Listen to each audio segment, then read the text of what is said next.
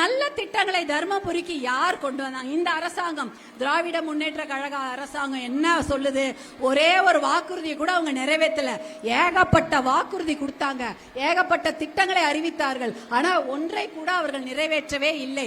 ஆனால் தர்மபுரி மாவட்ட மக்களுக்காக சிறப்பு திட்டங்களை கொண்டு வந்தது யாருன்னு பாத்தீங்கன்னா அது உங்களுடைய அண்ணன் அன்புமணி அவர்கள் மட்டும்தான் அதை கொடுத்திருக்கிறாங்க. அவரு 2004 2009 டெல்லியில என்ன அமைச்சரா இருந்தாரு?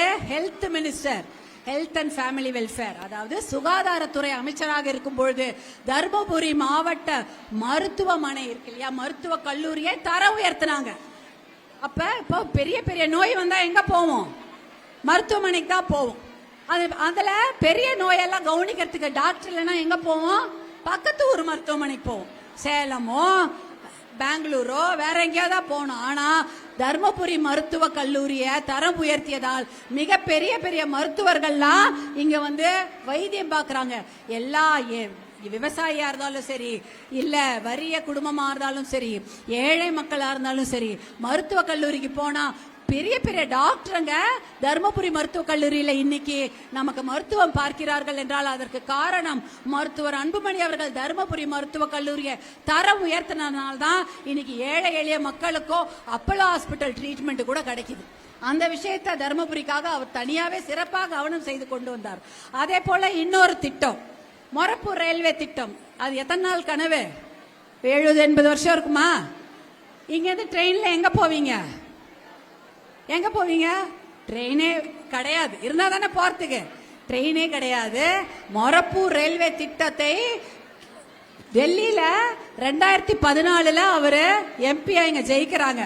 மருத்துவர் அன்புமணி 2014 2019 வரைக்கும் இங்க பாராளுமன்ற உறுப்பினராக, தர்மபுரி பாராளுமன்ற உறுப்பினராக மக்கள் சேவை செய்து கொண்டிருக்கும் பொழுது 19 முறை அமைச்சர். அப்ப 3 ரயில்வே அமைச்சர்கள் மாறுறாங்களாம்.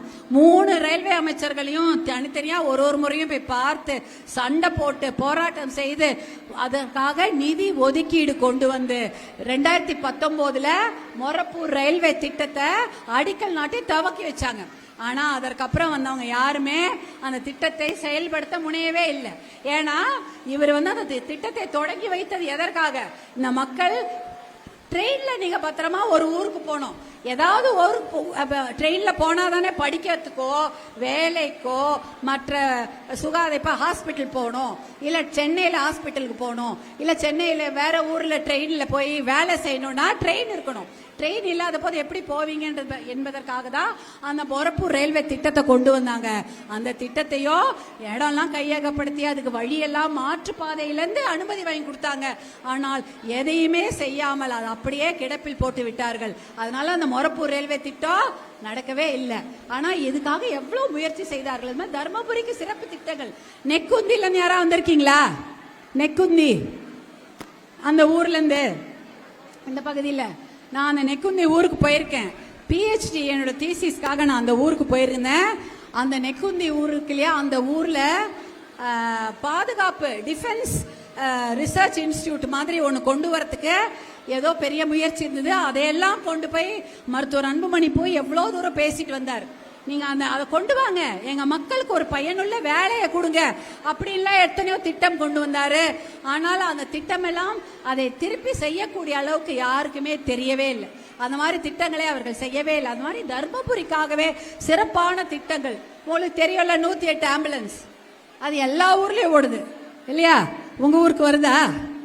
வரலையா? என்னம்மா சிரிக்கிறீங்க? சொல்லுங்க. தர்மபுரிக்கு வருதுல்ல? 108 போன் பண்ணா கிராமத்துக்கு வருதா? அது வருது, எல்லா ஊருக்கும் வருது. எது? 108 ஆம்புலன்ஸ். ஒரு 15-20 வருஷத்துக்கு முன்னாடி போன் பண்ணா வருமா? வராது இல்லையா? ஏன்னா ஆம்புலன்ஸ் அப்ப கிடையாது. அந்த திட்டத்தை யார் கொண்டு வந்தது?